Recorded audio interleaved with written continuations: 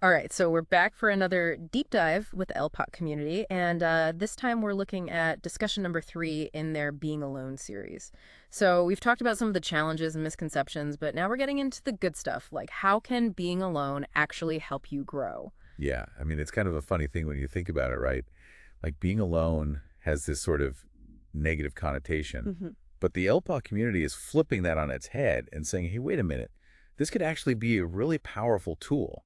Like, one man's trash is another man's treasure kind of thing. Exactly. And they've got some really interesting points about how solitude can actually spark creativity. Oh, absolutely. When you're constantly bombarded with stimulation, it's like your brain doesn't have the space to breathe. But when you're alone, when things quiet down, that's when those creative juices can really start flowing. It's like giving your mind permission to wander and explore. And the LPOT community even pointed out that a lot of huge thinkers and artists and innovators, they all spend a ton of time alone. Yeah. Think about it. Like, even just on a practical level, if you're trying to write a book or compose a song or come up with a new invention, you kind of need that quiet time to focus, to really get into the zone. Totally. And speaking of getting into the zone, what about setting personal goals? I mean, if we're alone with our thoughts, how do we actually turn those thoughts into action, into real progress? Well, that's where the LPAC community really gets into the nitty-gritty. They talk about how solitude can be like this incredible incubator for planning your life. Because when you're not distracted by everyone else's agenda, you can really hone in on what you want to achieve. And it doesn't have to be like these massive life-altering goals Yeah, either, right? It could be anything. Learning a new language or picking up a new hobby or even just working on your mental health. absolutely.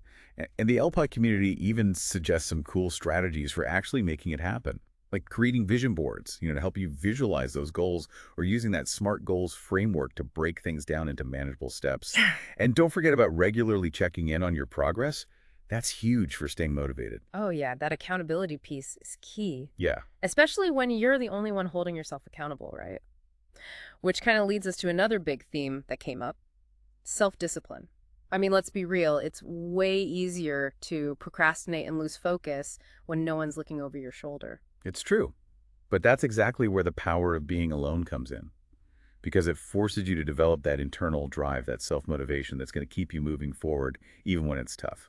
So how do we actually build that self-discipline muscle? The Alpot community had some great tips. Yeah, they talked about the importance of routines and schedules, even if it's just like setting aside a certain time each day to work on your goals. Mhm. And using those habit tracking apps can be super helpful for staying on track too. Those can be really motivating. It's like you get that little dopamine hit every time you check something off your list. Right. And another thing they mentioned was setting deadlines and rewarding yourself for hitting milestones. It's all about creating that positive feedback loop.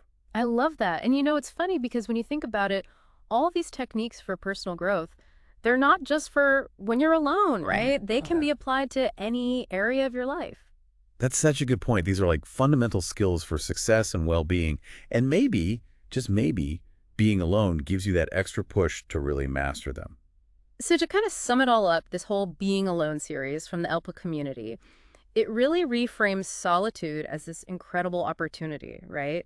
It's not about being lonely, it's about using that time with yourself to unlock your potential and to really grow. It's like a gift, right? A chance to step away from the noise and Wow. reconnect with yourself. Absolutely. So here's a question for everyone listening.